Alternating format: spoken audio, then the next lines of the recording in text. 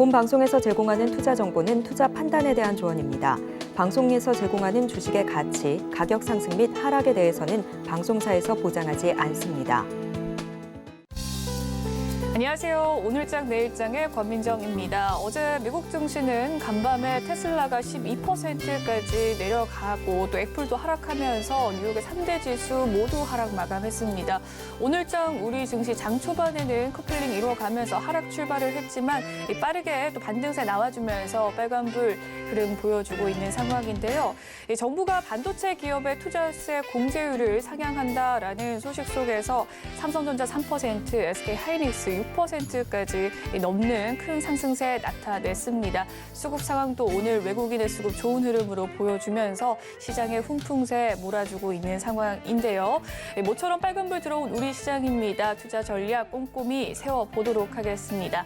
저희 방송 유튜브를 통해서도 시청하실 수가 있는데요. 유튜브 검색창에 서울경제TV라고 검색해 주시면 실시간 방송 참여 가능하시니까요. 궁금하신 점이나 이 방송에 대한 의견 있으신 분들 이 댓글과 채팅창으로 많은 참여 부탁드리겠습니다. 본 방송에서 제공해드리는 정보는 투자 판단을 위한 조언일 뿐 해당 주식의 가치나 수익률을 보장해드리진 않습니다. 그리고 서울경제TV와 서울경제신문은 당사의 브랜드입니다. 최근 당사를 사칭하는 피해가 늘고 있으니 시청자 여러분의 각별한 주의 바랍니다. 1월 4일 수요일입니다. 오늘장 내일장 본격적으로 출발합니다.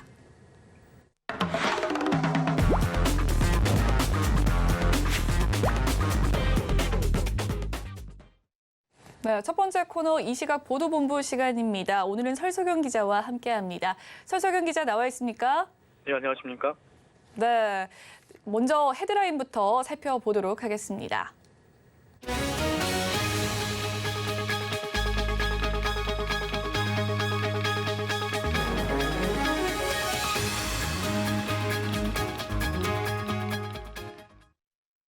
네, 첫 번째 소식입니다. 베트남이 우리나라 최대 무역 흑자국이 됐다라는 소식인데요. 자세한 이야기 전해주시죠.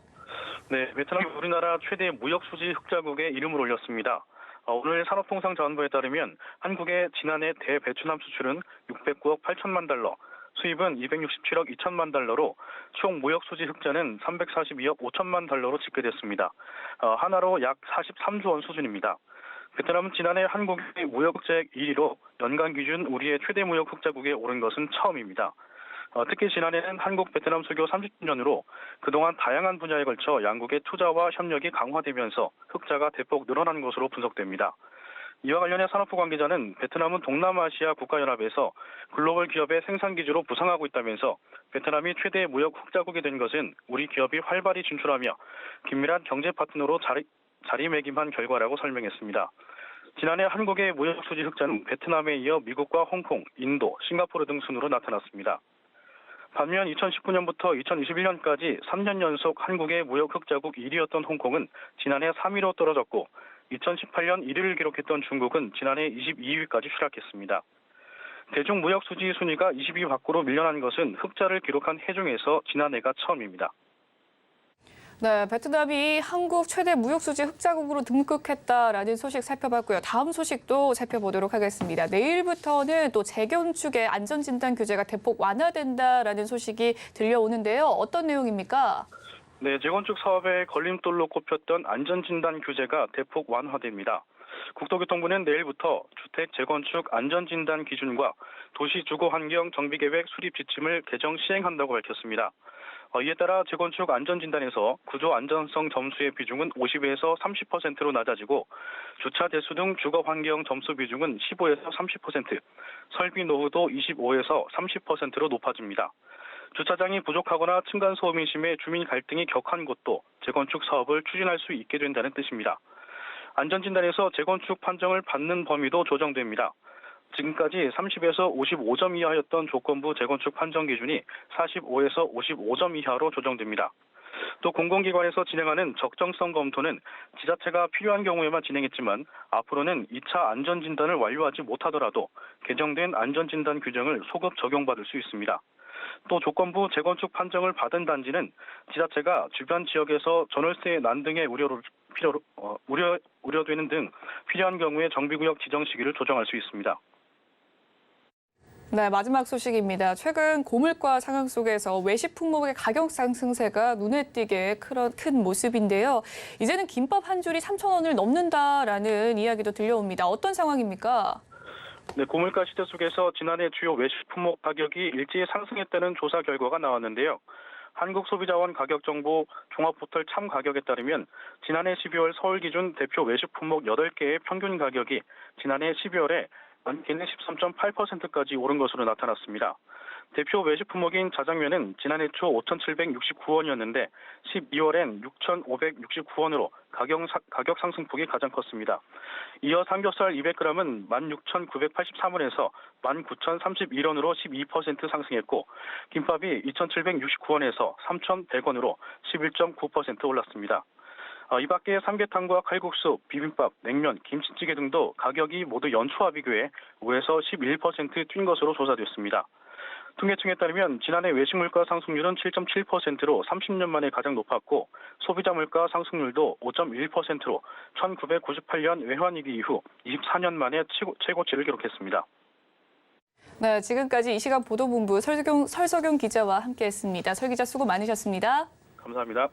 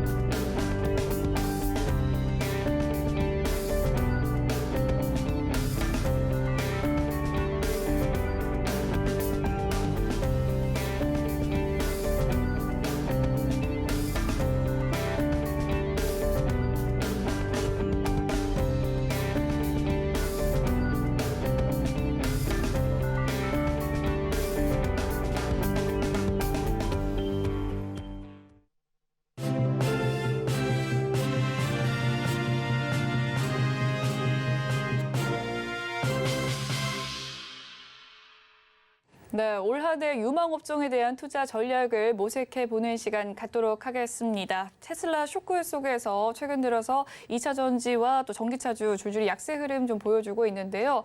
올해 새해 첫 거래일에는 좀 좋은 흐름 보여줬지만 다시금 약세 보여주고 있습니다. 다만 국내 2차 전지의 또 낙폭은 오늘 장 초반보다 좀 축소되고 있는 상황이고요.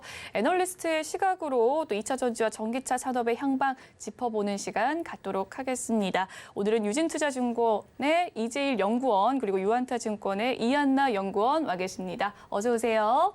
안녕하십니까? 네, 안녕하세요. 네, 지난해를 보자면 또 자동차 업계의 가장 큰 화두는 아무래도 IRA법이 아닐까 싶은데요. 그렇지만 또 작년에 현대차와 이 기아의 주가는 날개 없는 추락을 이어갔습니다. 지난해 이 전기차와 또 자동차 업황부터 먼저 점검을 해보자면요. 네, 이야기를 해보도록 할 텐데 그래도 또 주도 업종으로 꼽히는 2차 전지 관련주에 대한 이야기 살펴보도록 하겠습니다.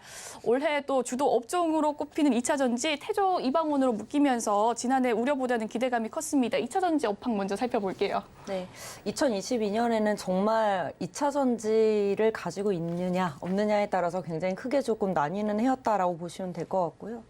아무래도 미국의 IRA 정책부터 시작해서 금리의 부분도 굉장히 우호적인 영향을 줬습니다. 그리고 리튬 가격이 굉장히 높았다 보니까 저희 배터리 판가 자체도 굉장히 높게 형성이 되면서 전반적으로 모든 것이 굉장히 긍정적인 한 해였다라고 보시면 될 것 같고요. 주도주 중심으로 좀 말씀을 드리면은 2022년 단연 셀의 주도주는 LG 에너지 솔루션이었습니다. 그래서 LG 에너지 솔루션 중심으로 셀이 이제 급등을 하는 이런 상황이었고, 그리고 소재 같은 경우에는 2021년까지만 해도 굉장히 소외를 받았던 포스코 케미칼이라고 하는 양극재 기업이 단연 주도주였습니다.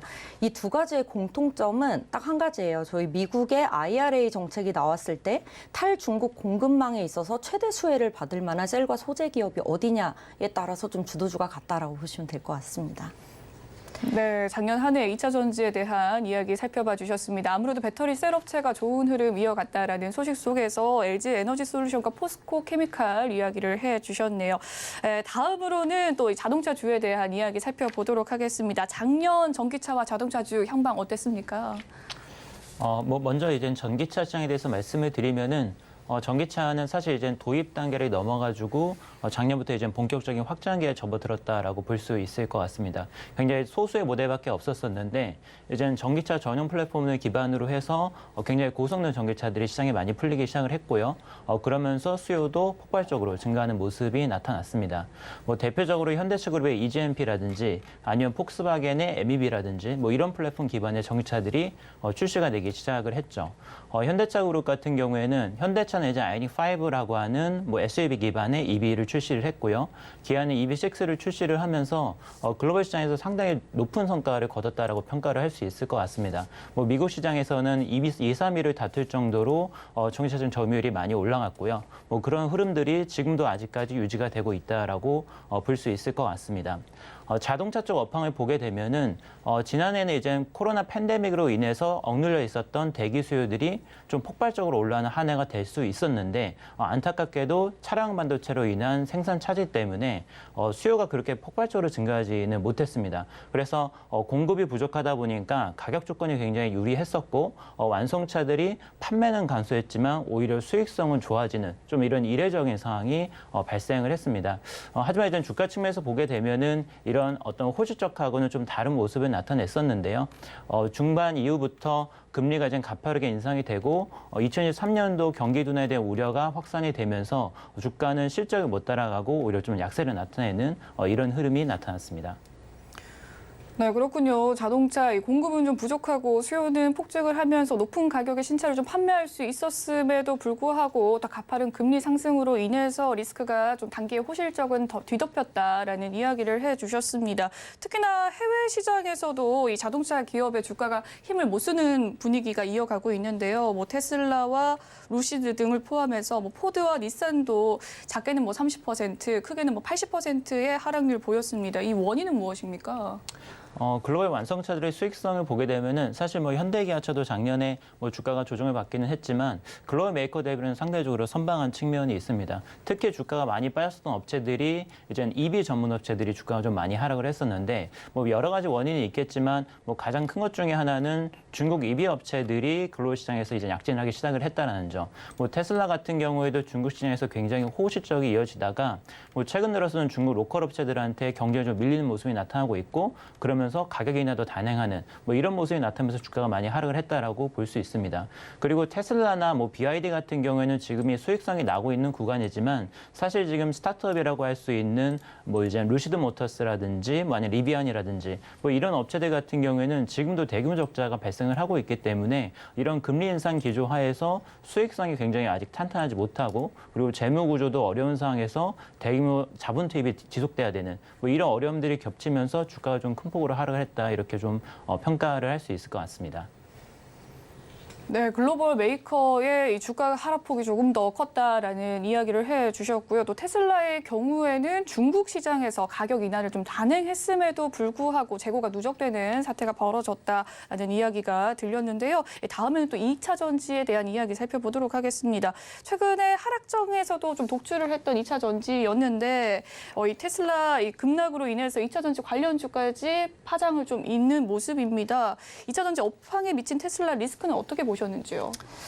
사실 테슬라 쇼크가 있기 전에도 조정을 좀 받기 시작은 했습니다. 저희 연말부터는 저희 4분기 실적이 굉장히 저조하다 플러스 거기에 이제 테슬라 쪽에서 상하이 공장 중단까지 이야기가 나오면서 어떻게 보면은 굉장히 높았던 밸류의 단계 모멘텀이 좀 어느 정도 제한적이다 보니까 그 부분이 조금 조정으로 이루어지지 않았나라고 보고 있습니다. 그리고 이제 제가 판단하기에는 지금까지 저희는 항상 2차 전지는 테슬라 주가 물가에 많이 연동이 됐습니다. 그래서 아무래도 굉장히 상징적인 존재였다라고 보시면 될 것 같고 그렇다 보니까 그 영향이 지금 2차 전지까지도 좀 영향이 미치고 있는 것이 아닌가라고 보고 있습니다. 근데 다만 지금 올해 기준으로 보면은 저희 IRA 때문에 굉장히 수준 모멘텀이 많았잖아요. 2022년 기준으로 그렇죠. 보면 그럼 2023년이 되면은 LG 에너지 솔루션 중심으로 본다면 미국 내 매출 비중이 유럽을 넘어서게 됩니다. 그래서 사실상은 이제 테슬라의 비중이 높은 뭐 셀이나 소재 기업의 과거에는 조금 어느 정도 치우쳐 있었다면은 이제는 다른 완성차 기업들의 비중이 많이 올라오고 있습니다. 그래서 실제로 고객사 비중이 굉장히 다변화되어 가고 있고 우리가 너무 테슬라 쪽에만 치우칠 필요는 2차 전지는 특히나 없다라고 보여지고 있고 2차 전지야말로 미국 시장에서는 특히나 중국의 공급망을 배제하게 지금 어느 정도 되어 있습니다. 물론 3월에 개정안이 좀 나와봐야 되겠지만, 그래서 그런 부분까지 반영이 되면은 수급이 굉장히 타이트합니다. 그래서 모든 완성차 기업들이 전기차 쪽에 이제 비중이 계속적으로 높아지면서 제한된 배터리 기업들이 계속적으로 나눠 갖는 구조기 때문에 제가 보기에는 이 테슬라에 계속 연동해서 2차 전지를 바라보는 이제는 그런 상황은 조금 변화해야 되지 않나 이렇게 보고 있습니다. 네, 최근까지는 그럼 2차 전지 관련주 테슬라에 많이 좀 기대가는 현상을 보였지만 이제는 좀 다른 업체도 좀 확대돼서 시각을 바라봐야 된다. 뭐 이런 이야기실까요? 네, 맞습니다. 네, 그렇군요. 2차 전지 기업 대부분 또 테슬라 향에 대한 비중이 좀 큰 모습이었었는데 점점 감소가 되고 있다라는 이야기를 해주셨습니다. 네, 한 조사에 따르면요, 국내 경제에 가장 큰 영향을 미칠 법안, 또 미국 행정부의 정책으로서 IRA 법이 뽑혔습니다. 미국 재무부가 또한 상업용 전기차 이 세액공제 관련 가이던스를 발표했다라고 하는데요. 다소 미미하다는 지적과 안도감이 뒤섞인 모습이에요. 연구원님의 견해는 어떻습니까? 이번에 개정안이 좀 통과가 되면서 국내 완성차 업체 같은 경우는 상당히 좀 숨통이 트였다라고 이렇게 평가를 하고 있습니다. 뭐 내용을 보게 되면은 리스 차량에 대해서 사망용 전기차 인센티브를 받을 수 있도록 이제 개정안이 나왔습니다.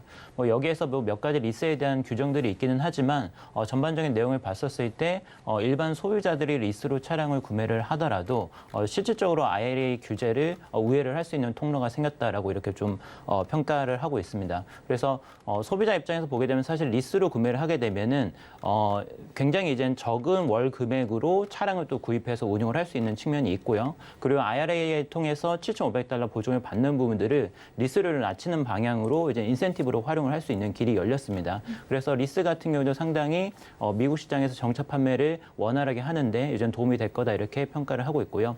완성차 입장에서는 이게 기존 리스랑 조금 다른 점이 차량을 이제 소비자한테 인도가 하는 게 아니라 리스 기간이 끝난 시점에 그 차량을 회수를 해야지만 됩니다. 그래서 어떻게 보면 이게 중고차 재고 리스크를 부담하는 걸 수도 있지만 이제 장기적으로 전기차 운영이 되면은 아무래도 리콜 리스크도 좀 생기게 되고 뭐 이런 비용 부담이 발생할 수 있는데 이런 리스크를 좀 사전에 차단할 수 있다라는 점.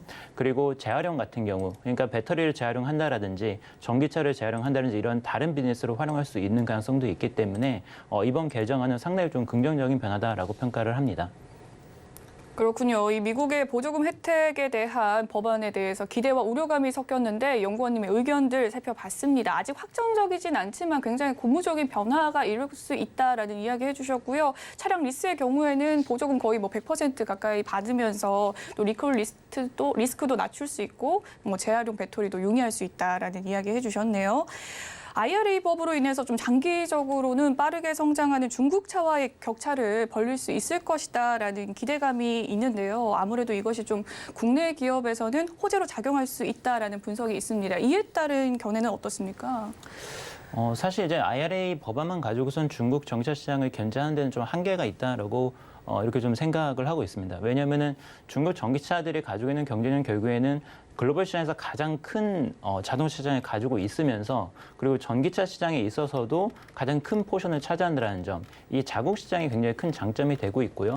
그리고 중국 정부에선 전폭적으로 전기차 산업을 지원을 해주고 있기 때문에 뭐 이런 부분에서 경쟁이 상당히 앞선다라고 볼 수 있습니다. 미국 시장 같은 경우는 지금 아마 2023년도가 되면은 연간으로 전기차 판매가 100만 대를 이제 넘어서기 시작을 하겠지만 중국은 이미 전체 판매의 20%에 달하는 뭐 500만 대 이상의 시장을 형성을 하고 있기 때문에 그 격차를 좀 상당히 좀 크다라고 보고 있고요. 그리고 배터리 경쟁력 측면에서 봤을 때에도 사실 중국차 가격 측면에서 굉장히 싼데 이제 LFP 배터리를 기반으로 해서 이제 셀투팩이나 이제 셀투 샤시 기술들을 토대로 해서 이제 새롭게 이제 차별화를 하고 있기 때문에 어떻게 보면 앞으로 전기차가 본격적으로 보급이 된다라고 하면은 굉장히 싼 라인업에서의 전기차 모델을 가져오는 게 중요한데 그 부분에서 중국차들이 앞서 나가는 거는 뭐 부정할 수 없는 사실이다. 네. 좀 이렇게 보고 있습니다. 그래서 결국에는 근본적인 차량의 경쟁력, 이제 싼 전기차 그리고 경쟁력 있는 배터리 이런 기술이 중요하기 때문에 단순히 이제 보조금 이런 경제 장벽만으로 이런 변화를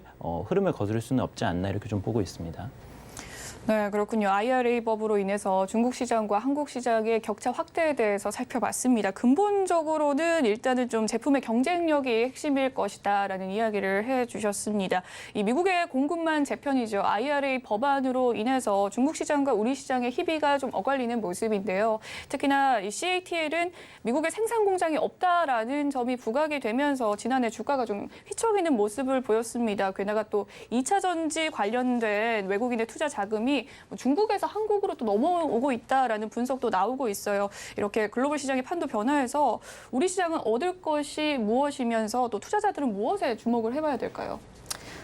사실 긍정적인 부분을 좀 말씀드리면 저희 이제 국내 시장이 사실 굉장히 작잖아요. 이 부분이 어떻게 하면 미국이라는 시장으로 열렸다라는 측면이 굉장히 큰 것 같아요. 근데 지금 이재일 위원이 바로 앞서서 좀 말씀하셨듯이 저도 LFP 배터리가 올라오는 부분 굉장히 중요하게 생각을 하고 있습니다. 그래서 우선 당장은 미국이라는 시장을 열어놓아서 우리가 중국이라는 중국 배터리 기업들을 조금 배제를 시키고 나누어 갖기 구조로 간다라는 점은 굉장히 의미 있고 우리한테 좋은 기회다라고 보여지고 있고 분명한 거는 미국 안에서 탈중국 공급망을 완벽하게 잘 구축을 해서 잘 구축한다는 소리는 어떻게 보면 경제성 있는 원재료 업스트림단을 잘 구성을 한다라는 거거든요. 쉽지만은 않겠지만 어떻게 하면은 어쩌면은 그렇게 구축할 수 있는 시간을 벌어놓은 건 사실이다. IRA 법안이라는 것 자체가. 그래서 우선 당장 2024년까지 본다면은 2차 전지 쪽으로 봤었을 때는 미국이라는 시장이 확실히 기회가 되는 시장이고 2023년 올해부터는 본격적으로 점유율이 확대되는 그런 시장이기 때문에 2024년까지 보면 사실 굉장히 수급이 타이트하거든요. 미국 내에서는. 그래서 제가 차트 하나 준비를 했는데 네, 차트를 준비하셨군요. 네. 네, 저기 보시면은 2024년까지 보시면 2025년은 미국 내에서 수급이 전혀 타이트하지 않지만 2024년에는 수요 대비 공급이 50%도 못 미칩니다. 그렇네요. 그래서 우선 당장 봤었을 때 적어도 2024년까지는 미국 내에서 수주 모멘텀이라든지 점유율을 확대해 나가면서 우리나라 2차 전지 기업들이 높은 밸류를 계속적으로 받을 수 있는 룸이 분명히 갖춰져 있다라고 보고 있습니다.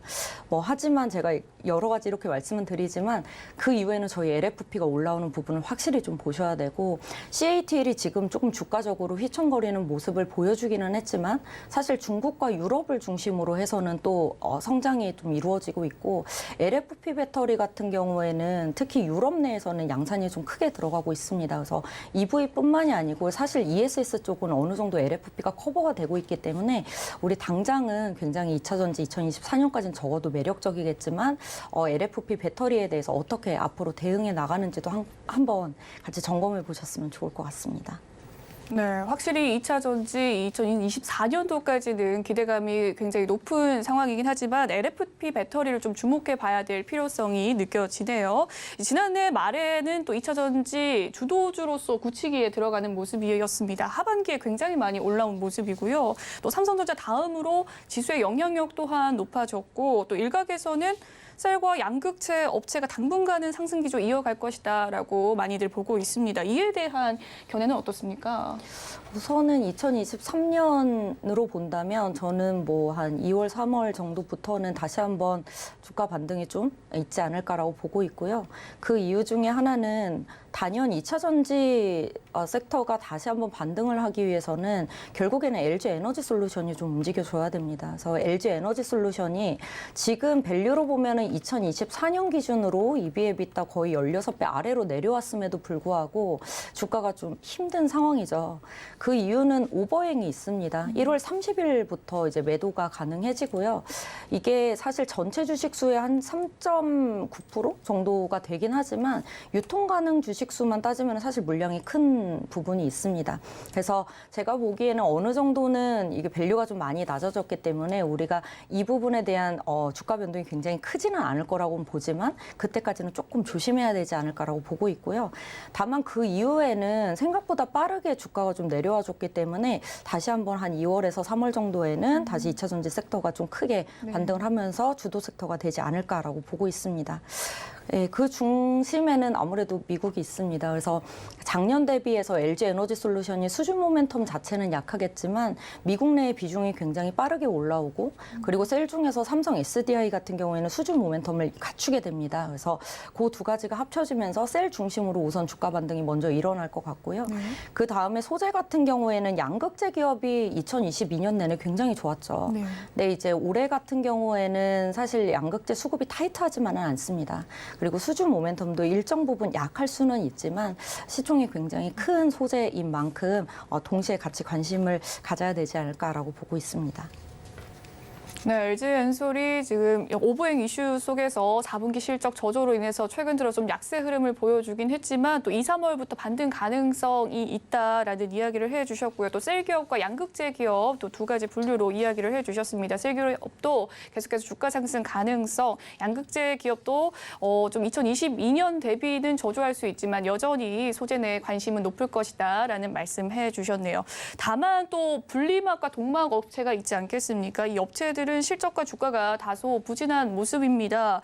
특히나 주가 측면에서는 SKI 테크놀로지 그리고 SKC, 일진머티리얼즈 모두 큰 폭으로 하락을 하는 모습을 보였는데요. 이 양극재와 음극재 대비해서 분리막과 동박 기업의 실적과 주가가 저조한 원인은 무엇입니까? 우선 2022년에 2차 전지 섹터의 핵심은 IRA였습니다. 그래서 우리가 사실 주가를 바라보는 측면에 있어서 수혜가 굉장히 큰 쪽에 집중을 할 수밖에 없는데 그 IRA 수혜에는 양극재, 음극재까지는 이제 생산 비중으로 봤었을 때 그렇게 들어가는데 분리막과 동박은 상대적으로 조금 배제가 되어 있었죠. 들어가긴 하지만 배제가 되어 있었고 그렇다 보니까 우선 당장 수준 모멘텀이 강하고 그리고 여기에서 이제 점유율을 확대할 수 있는 기업 중심으로 그러니까 셀이나 양극재 중심으로 좀 많이 움직였다라고 보시면 될 것 같습니다. 그래서 사실 그렇게 해서 주가적으로 소외받은 부분이 굉장히 컸고요. 특히나 뭐 동박 같은 경우에는 굉장히 이슈들이 많았어요. 뭐 일진 머티리얼즈 같은 경우는 롯데케미칼 쪽으로 가는 뭐 여러 가지 이슈들도 있었고 이 SKC 같은 경우에도 굉장히 좋음에도 불구하고 그 여러 가지 이제 소외받는 부분들이 있었고 분리막 같은 경우에는 뭐 LG 화학이나 이런 소재 기업들 이런 기업들이 또 분리막을 새롭게 좀 시작을 하면서 이게 점유율을 몇 개 업체가 나눠 갖는 구조가 이제 더 이상 아닌가라는 이야기가 이제는 시장에 이제는 영향을 좀 미치게 되었다라고 보시면 될 것 같습니다. 그래서 2022년에는 IRA 중심으로 해서 소외를 많이 받긴 했지만 2023년에는 좀 실적이 많이 올라와 준다면 그래도 밸류 측면에서는 좀 매력적이지 않나라고 보고 있습니다. 그렇군요. 일단 IRA 법에서 좀 배제가 된 것은 사실이고 또 원래는 실적을 좀 봐야 된다라는 이야기를 해주셨습니다. 분리막과 동박에 대한 이야기 살펴봤습니다. 또한 지난해 완성차와 또 부품사의 실적이 디커플링이 좀 심화되는 모습을 보였어요. 완성차 사상 최고의 실적에도 불구하고 부품사의 실적은 좀 저조하다라는 이야기가 들려오는데 올해 경기 침체와 둔화로 인해서 수요 감소 가능성 제기되고 있습니다. 특히나 지난해 반도체 수급난이 자동차의 공급난을 유발하고 있다라는 이야기도 있었고요. 올해 상황은 어떻습니까? 부품 상황까지 좀 이야기를 해주시죠. 일단 반도체 수급 이슈 같은 경우에는 뭐 점진적으로 완화가 되고 있기는 하지만 완벽하게 해소가 되고 있지는 않습니다. 그래서 뭐 2021년도에 뭐 분기에 뭐 많게는 거의 400만 대, 500만 대씩 생산차들이 유발했던 거에 비해서는 지금 분기 100만 대 수준까지 좀 완화가 됐기 때문에 이젠 점진적으로 완화는 된다. 하지만 2023년도에도 글로벌 생산량 약 3% 정도, 한 200만 대에서 300만 대 정도는 지금 생산차들이 있을 것으로 추정이 되고 있기 때문에 때문에 여전히 공급 측면에서 타이트한 부분은 영향이 있을 것이다. 좀 이렇게 평가를 하고 있습니다.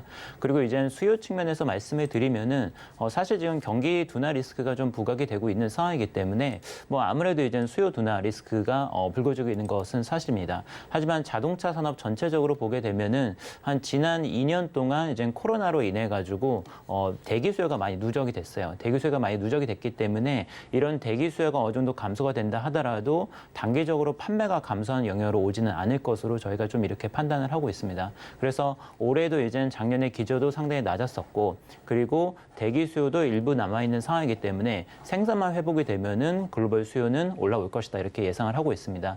전체적으로 봤었을 때 글로벌 5에서 8% 정도는 시장이 성장할 것으로 예상을 하고 있고요. 현대차나 기아차가 올해 가이던스를 제시를 한 걸 보면은 9에서 10% 정도 생산 판매가 증가할 것으로 이렇게 좀 예상을 하고 있습니다. 부품사 실적에 대해서 말씀을 드리면은 작년에 완성차 실적이 굉장히 좋았음에도 불구하고 부품사들이 상대적으로 부진했던 것이 좀 사실인 것 같습니다. 근데 올해는 좀 그런 부분들이 많이 해소가 될 것 같은데요. 일단 보게 되면은 생산이 늘어난다는 점이 굉장히 중요한 부분이 될 것 같습니다.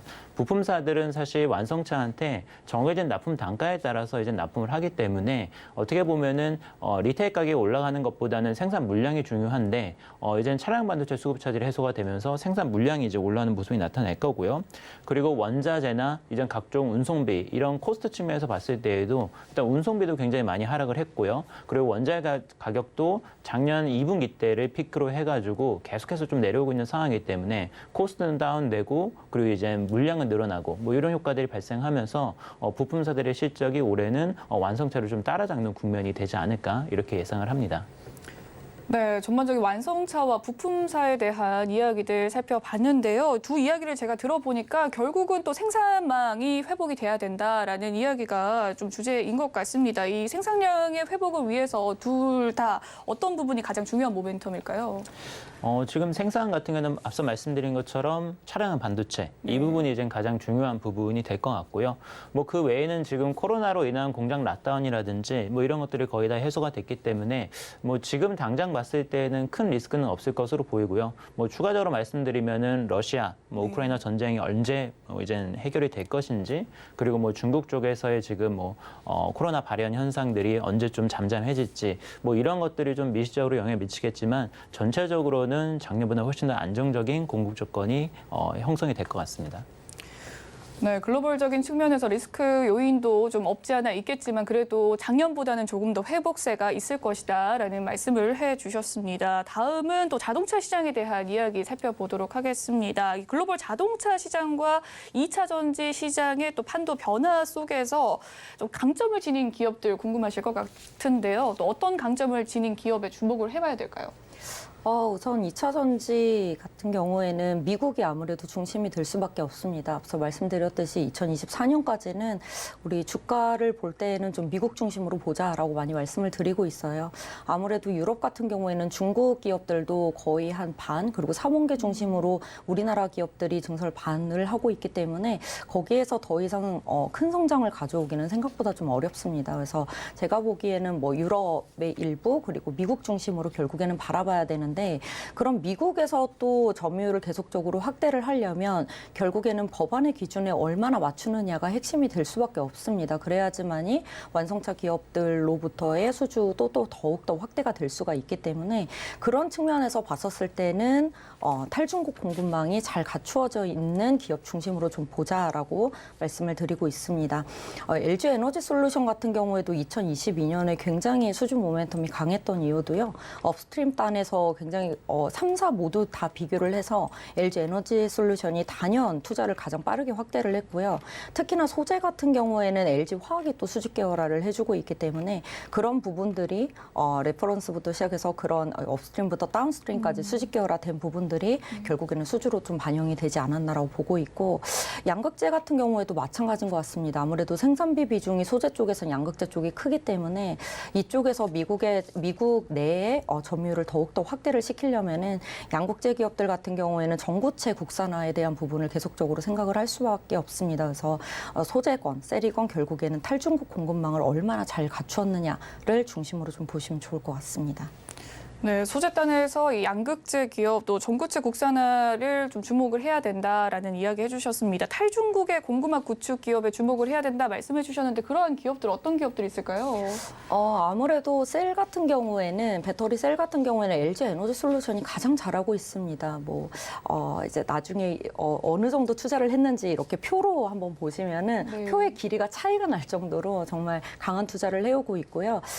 지금 중국 공급망을 배제한 업스트림단에 어떤 기업이 나오든지까지 전부 다 이제는 지분을 전부 다 가져오는 이런 흐름으로 지금 투자를 진행을 하고 있고 앞서 말씀드렸듯이 LG 화학이 정말 큰 역할을 해주고 있습니다. 어떻게 보면은 탈중국 공급망에 있어서 뭐 양극재라든지 음극재 이런 여러 가지 부분들을 뭐 도전제도 그렇고 전해액도 그렇고 이제 많은 부분들을 수직 계열화를 하면서 가는 쪽이 이제 LG 화학이기 때문에 어떻게 하면 그런 공급망이 잘 갖춰져 있는 건 LG 에너지 솔루션이 아닌가라고 보여지고 있고요. 양극재 같은 경우에도 포스코 케미칼이나 에코프로 BM 중심으로 굉장히 수직 계열화가 잘 되어 있는 상황입니다. 그래서 포스코 케미칼 같은 경우에는 전구체 쪽이 50대 50으로 지금 화유 코발트하고 JV가 되어 있긴 해요. 네. 그래서 중국에 대한 지분이 들어와 있긴 하지만 자체 물량이 좀 있기 때문에 자체 그 라인을 계속적으로 증설을 하면서 중국 지분을 계속 배제해 나가는 이런 식으로 전략을 짜 나가고 있고요. 에코프로 BM은 조금 더 빠른데 에코프로 BM은 에코프로 GEM이라고 하는 곳에서 이제 네. 에코프로 자회사인데 GEM이라는 중국 지분이 원래 50대 50이었습니다. 근데 지금 GEM이 5%까지도 지분이 내려온 상태이기 때문에 어느 정도 여기는 국산화가 마련되어 있는 게 아닌가라고 보여지고 있습니다. 그렇군요. 전반적인 기업들 살펴봤습니다. LG 엔솔 일단 일을 잘해주고 있는데 그 일을 잘해주기 위해서 또 LG 화학이 선방하고 있는 부분도 있군요. 또 주가에 대해서 궁금한데 LG 엔솔과 LG 화학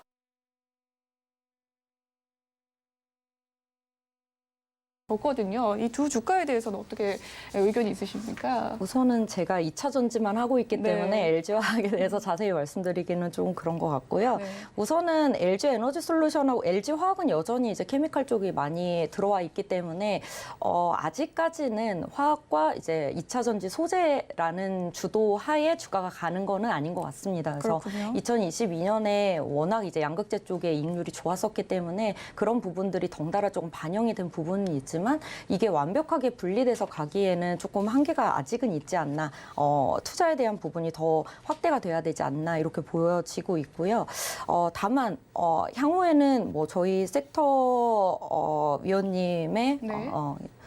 뷰로 말씀을 드리면 이 LG 화학 쪽에 대한 그런 투자 매력도 2차 전지 소재 쪽의 매력도는 굉장히 높다라고 말씀하시고 계십니다. 그렇군요. LG 에너지 솔루션은 단연 셀 1, 2위를 다투고 있습니다. 지금 미국 시장에서는 점유율이 거의 압도적으로 1위이기 때문에 제가 보기에는 앞으로는 정말 이제 뭐 이미 CATL과 할인율은 아예 의미가 없어진 상태이긴 하지만 더욱더 앞으로도 이 고프리미엄을 받으면서 갈 수 있지 않을까라고 보고 있습니다. 네, LG 엔솔 같은 경우에는 이미 고밸류다라는 평가가 많은데도 불구하고 앞으로도 좀 성장 가능의 모멘텀 많이 남아있다라는 이야기시죠. 네. 알겠습니다. 네, 2차 전지 독주 속에서 또 지난해 리튬 관련주들도 굉장히 좋은 테마를 형성하면서 급등락을 반복했습니다. 또 특히나 미국과 중국의 자원 전쟁도 계속되고 있는 상황 속인데요. 2차 전지의 필수 원재료 이슈는 향후 어떤 요인으로 좀 작용을 하게 될까요? 우선은 저희 3월 개정안 나오는 걸 좀 보긴 해야 될 것 같습니다. 왜냐하면 이번에 백서가 좀 가이드라인 좀 나왔을 때 미국하고 FTA 체결국 원재료 사용이나 또는 가공 측면이라는 기준이 되게 모호합니다. 그러니까 가공만 해서 50% 이상의 부가가치를 창출한 쪽에도 뭐 크레딧이 나간다, 뭐 이런 여러 가지 이제 조건이 있는데 이 기준에 대한 자세한 내용이 조금 3월 개정안에 나오게 된다면 조금 방향성이 많이 달라지지 않을까라고 보고 있어요. 왜냐하면 가공만 가능하다, FTA 체결을 한 국가에서의 가공만으로 가능하다 하면은 중국의 원재료를 사용해도 가능하다라는 이야기가 또 될 수도 있거든요. 그래서 확실하지는 않지만 우리 한번 3월 개정을 한 번 더 열어보고 이야기를 하자라고 말씀드릴 수 있을 것 같고, 하지만 뭐 그걸 떠나서 만약에 지금 우리가 인지하고 있듯이 완벽하게 탈중국 공급망을 이야기를 한다라고 한다면은 사실 미국 내에서 원재료 가격은 굉장히 높을 수밖에 없습니다. 그래서 그런 부분들을 조금 확인을 하시면서 생산비가 많이 올라오는 측면을 크레딧으로 어느 정도 커버를 해줄 수 있느냐를 동시에 좀 살펴보셔야 될 것 같고요. 그리고 그렇기 때문에 이제 원재료 가격 자체는 만약에 이 상태로 가게 된다면 중국과 미국 내 이 자원에 대한 원재료 가격의 이원화가 좀 일어날 수 있다라고 저는 보고 있고, 만약에 3월 개정안을 통해서 중국 시장을 조금 열어 놓은다면은 오히려 배터리 기업들은 원재료 가격을 좀 낮게 가져갈 수 있는 여지도 될 수 있지 않을까라고 보고 있습니다. 오히려 열게 된다면 원재료 가격이 좀 낮아지는 효과가 있을 수 있군요. 네, 있겠지만 사실 결국에는 탈중국 공급망을 했었을 때 미국에서 크레딧을 통해서 그 비용을 맞춰주겠다라는 것이 IRA 정책의 핵심인 것 같아요. 그래서 제가 보기에는 조금 더 수급이 용이한 측면이지 이익률이나 수익성을 가지고 바라볼 문제는 아닌 것 같습니다. 네, 좋습니다. 3월에 개정될 수 있는 이 ARA법에 대해서 IRA법을 통해서 개정안을 통해서 확인을 하는 것이 중요하겠다라는 생각이 듭니다. 다음에는 이재일 연구원님께 또 질문을 해보도록 하겠습니다. 올해 이 전기차와 자동차 업계에서 또 주목을 해봐야 될 모멘텀이 있다면요. 뭐 첫 번째로 좀 말씀을 드릴 수 있는 부분은 중국 전기차 수출 부분이 될 것 같습니다. 이제 작년에 중국이 자동차 그리고 전기차 양쪽 다 수출이 굉장히 양적으로 많이 팽창을 했는데요. 뭐 어느 정도로 올렸냐면은 글로벌 2위로 올라왔습니다. 그래서 전체적인 수출 대수 기준으로는 일본에 이어서 글로벌 2위를 차지했고요. 전기차에 있어서도 독일에 이어서 2위를 차지했습니다. 그래서 옛날 같은 경우에는 중국 메이커라고 생각을 하면은 사실 중국 로컬 시장만 놓고 생각을 했었는데, 지금은 글로벌 시장에서 어떤 시장 점유율이 늘려나갈 정도로 굉장히 수출을 공격적으로 하고 있고요. 이렇게 전기차 수출이 특별히 좀 많이 늘은 이유를 보게 되면은 뭐 테슬라가 중국에 공장을 세우면서 그게 또 글로벌리 나가면서 이렇게 수출이 늘는 부분도 있었지만, 뭐 BYD를 비롯해서 중국의 저가 전기차들이 글로벌 시장에서 좀 전파가 되는 점, 뭐 이 부분이 굉장히 크게 작용을 한 것 같습니다. 한국 같은 경우에도 아마 올해 안으로 BYD가 국내 시장 진출을 좀 태핑을 하고 있기 때문에 이런 저가 전기차들이 글로벌 시장에 침투했었을 때 어떤 영향을 미칠 것인가, 이 부분에 좀 주목할 필요가 있을 것 같습니다. 전체적으로 현재 전기차 가격이 굉장히 높게 형성이 돼 있기 때문에 뭐 이런 것들이 결국에는 시장 가격이 내린다라든지 좀 경쟁을 심화시킨다라든지 뭐 이런 변화가 있을 수 있기 때문에 좀 주목해야 될 부분이 될 것 같고요. 두 번째로 이제 좀 주목하는 이슈는 아무래도 이제 미국 시장이 될 것 같습니다. 미국에서 IRA 법안이 본격적으로 발효가 되면은 이제 전기차 보조금이 이제 공격적으로 들어가기 시작을 합니다. 미국 시장이 중국이나 유럽 대비해서 상당히 전기차 시장 성장 속도가 느렸었는데 올해부터는 글로벌에서 가장 빠르게 성장하는 시장이 될 수 있을 것으로 예상이 됩니다. 여기에서 가장 크게 수혜를 보는 거는 뭐 GM, 포드 아니면 뭐 이제 테슬라 같은 중국 로컬 메이커들이 되겠지만 한국 차들도 여기서 빼놓을 수는 없을 것 같아요. 왜냐하면은 일본 차들이 지금 대응할 수 있는 마땅한 전기차가 없는 상황에서 가장 큰 라이벌인 일본 차의 부재를 현대기아차 같은 국내 업체들이 메꿔줄 수 있는 상황이고요. 그리고 또 독일 3사들이 판매하는 전기차를 보게 되면은 아직까지는 상당히 좀 고가의 판매가 되고 있기 때문에 가격 경쟁력 측면에서도 그리고 성능 측면에서도 상당히 경쟁 우위가 있다라고 보고 있습니다. 그래서 미국은 또 중국산 전기차가 또 막혀 있는 시장이기 때문에 국내 업체들이 미국에서 또 점유율을 확 끌어올릴 수 있는 그런 계기가 올해 마련이 될 것 같습니다. 네, 그렇군요. 일단 저가 전기차가 시장에 또 침투를 했을 때 그에 따른 향방을 좀 살펴봐야 된다라는 이야기를 해주셨습니다. 우리나라도 진출을 한다라고 하는데 현재 평가가 어떻습니까? 지금 원래 작년 3분기까지 기준으로 봤었을 때 현대기아차가 합산으로 테슬라에 이은 미국 전기차 시장 점유율 2위를 차지를 했었고요. 4분기 들어서 이제 IRA 효과가 발효가 되면서 다소 좀 주춤하면서 이제 포드에 좀 밀려서 이제 3위 정도에 지금 랭크가 돼 있습니다. 근데 뭐 현대기아차가 미국 내에서 원래 이제 탑5 정도, 뭐 5위에서 7위를 왔다 갔다 하는 수준이었기 때문에 전기차에서 이제 탑3를 한다라는 거는 굉장히 큰 좋은 성적이라고 볼 수 있습니다. 네, 그렇군요. 현대차와 기아차 그럼에도 불구하고 작년 한 해에는 주가가 좀 많이 떨어진 모습이었는데 이 주가 반등에 대한 이 모멘텀은 어떻게 보실까요? 무엇이 선행돼야 될까요? 일단 사실 작년 현대기아차의 어떤 펀더멘털한 성과를 보게 되면은 재무적으로도 실제 굉장히 많이 개선이 됐고요. 이익률도 올랐고 그리고 미국 시장 그리고 유럽 시장에서 점유율이 거의 뭐 사상 최대 수준 거의 10%까지 올라오면서 뭐 이런 시장 점유율이나 실적 측면에서는 좀 나무랄 데가 없는 성과를 보여줬던 한 해였던 것 같습니다. 이제 다만 이제 주가는 거기에 부응하지 못했는데 그 원인은 결국에는 2023년도 경기 침체에 대한 우려를 떨쳐버리지 못했기 때문이다라고 좀 이렇게 판단이 됩니다. 근데 현대기아차가 지난 2년 동안 거뒀던 성과에 대해서 이게 코로나로 인한 일시적인 효과에 그칠 것이다라고 하는 회의적인 시각들이 아직도 좀 존재를 하는 것 같아요. 그래서 이런 것들을 코로나로 인한 일시적인 것이 아니라 현대기아차의 펀더멘탈이 개선이 됐다는 걸 앞으로 입증해야 되는 과제가 있는 것 같고요. 올해도 이제 현대기아차의 목표를 보게 되면은 글로벌 시장에서의 성장을 뛰어넘는 판매 목표치를 지금 제시를 하고 있습니다. 뭐 제가 봤을 때는 지금 내수 시장에서 점유율도 증가가 예상이 되고요. 네. 글로벌 시장에서도 신저가를 토대로 해서 상당히 좀 선전을 할 것으로 예상이 되고 있기 때문에 뭐 이런 부분을 충분히 달성 가능하다라고 본다면은 결국에는 성과 실적을 통해서 앞으로 입증을 해 나가고 그러면서 다시 한번 주가들이 반등 추세로 돌아서는 뭐 이런 흐름이 나타나지 않을까를 좀 예상을 하고 있습니다. 그래서 아무래도 이제 경기 침체라는 것 자체가 굉장히 매크로적인 이슈이기 때문에 상당히 이 우려를 떨쳐보기는 어렵지만 펀더멘탈을 믿고선 계속해서 좀 주목할 필요가 있다고 봅니다. 네, 주목해봐도 좋을 현대차와 기아차에 대한 이야기 살펴봤습니다. 마지막으로 이 완성차와 부품업체 중에서 탑픽 종목과 투자 전략이 있다면요. 지금 탑픽으로는 현대모비스, 차선호조로 현대차를 이제 말씀을 드리고 있는데요. 아무래도 완성차 같은 경우는 지난해 실적 측면에서 굉장히 높은 성과를 보여줬기 때문에 올해는 사실 어느 정도 감익이 불가피할 것으로 예상이 되고요. 부품사들은 작년 대비해서는 올해 실적이 상당폭 개선이 될 걸로 보고 있기 때문에 현대모비스를 이제 탑픽으로 말씀을 드립니다. 현대차 같은 경우에는 작년 11월 달에 신형 그랜저를 출시를 했고요. 뭐 올해 1월, 2월 달이 되면 신형 코나, 하반기가 되면은 이제 산타페도 이제 풀모델 체인지가 됩니다. 굉장히 많은 신차들이 출시가 되고요. 그러네요. 그리고 EV6 같은 경우에도 올해부터 또 본격적으로 글로벌 출시가 되기 때문에 내연기관차, 전기차 모두에서 모멘텀이 있다라고 판단을 해서 현대차를 또 차선주로 말씀드립니다. 네, 탑픽 종목으로서 또 현대모비스와 현대차 제시를 해주셨습니다. 이한나 연구원께 또 이야기를 해보도록 할게요. 이 지난해에 이어서 올해도 2차 전지의 성장세 좀 기대가 되는 섹터입니다. 올해 접근을 고려하는 투자자분들 많으실 것 같고 또 기보유자뿐만 아니라 신규 보유자, 신규 접근 투자자분들을 위해서 또 해주고 싶은 조언이 있으시다면요.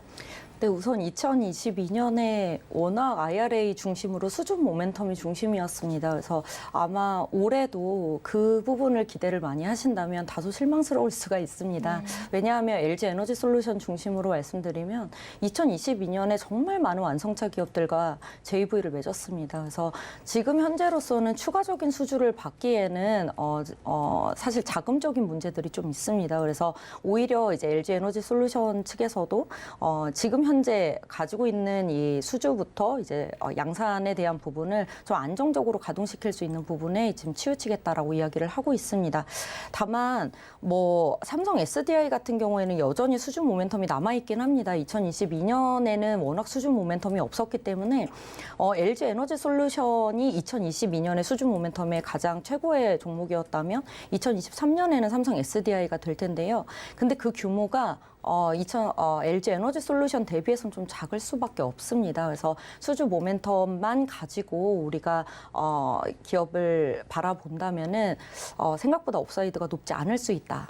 하지만 이제 제가 보기에는 그거 지나치게 너무 IRA에 치중하지 말자라는 부분은 우선 첫 번째로는 셀을 바라볼 때에는 미국 내에서 지금 LG 에너지 솔루션이 2022년 디자인 캐파 기준으로 해서는 미국 내 지역별 비중에서 미국 비중이 한 22% 정도가 됩니다.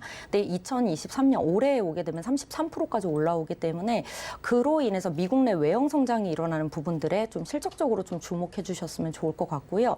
그렇기 때문에 아무래도 탑픽은 LG 에너지 솔루션이 가야 되기 때문에 LG 에너지 솔루션 말씀드리고 있고 동시에 이제 수주 모멘텀과 밸류 측면에서 보면은 삼성 SDI를 같이 보시는 게 좀 좋지 않을까라고 보고 있습니다. 그래서 소재 같은 경우에는요, 제가 보기에는 지금 IRA에 따른 수주 모멘텀 이런 쪽에서 좀 벗어나서 근본적으로 성장하는 소재 중심으로 좀 보셔야 되지 않을까라고 보여지고 있고요. 뭐 앞서 잠깐 이야기가 나오긴 했지만 LFP 배터리가 지금 본격적으로 성장하는 부분들을 좀 고려를 하게 하게 된다면은 밸류 측면이나 시장 점유율 확대 측면에서 LFP 배터리에 좀 많이 들어가는 특수 리튬이엄 쪽 하고 있는 첨보 같은 기업들도 좀 괜찮지 않나라고 보여지고 있고, 올해는 또 실리콘 응급제 쪽이 성장이 굉장히 두드러집니다. 그래서 우리가 이제 미국 내 수중 모멘텀 이런 거 다 제외하고 작년 대비 올해 큰 폭의 성장을 가져올 수 있는 그런 기술적인 소재들을 좀 주목해 보시면 좋지 않을까라고 보여지고 있습니다. 네, 마지막으로 또 이재율 연구원, 이 전기차 관련주들 또 향후 또 투자 전망 그리고 신규 접근은 괜찮습니까? 뭐 전기차라고 하면 아무래도 전기차 퓨어 플레이어들이 있을 수 있고, 그리고 이제 기존 완성차 OEM들 뭐 이렇게 두 가지로 나눠볼 수 있을 것 같은데, 사실은 이제 기존 퓨어 플레이어들 같은 경우는 사실 굉장히 좀 힘든 해가 될 수도 있을 것 같습니다. 왜냐하면은 지금 굉장히 공격적으로 캐파를 늘려놓고 판매 목표치들을 많이 늘려놓은 상황인데, 지난 한 2년 동안 보게 되면은 굉장히 좀 적자들이 많이 누적이 된 측면이 있고요.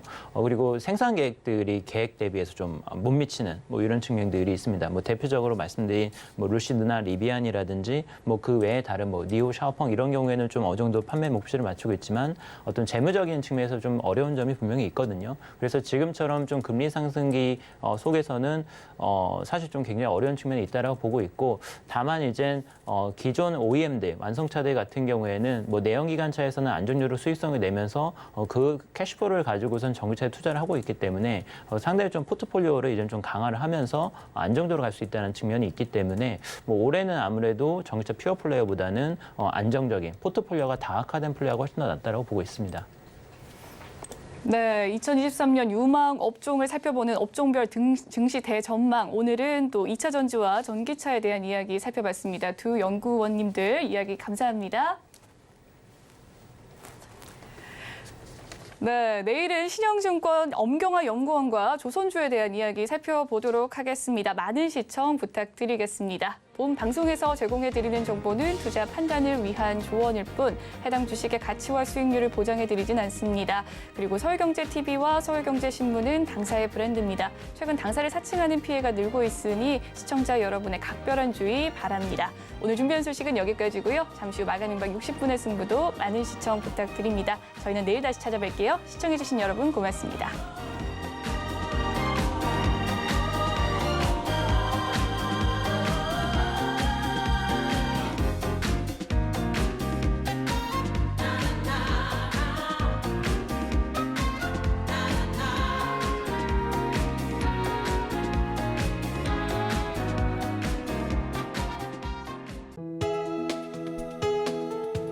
본 방송에서 제공하는 투자 정보는 투자 판단에 대한 조언입니다. 방송에서 제공하는 주식의 가치, 가격 상승 및 하락에 대해서는 방송사에서 보장하지 않습니다.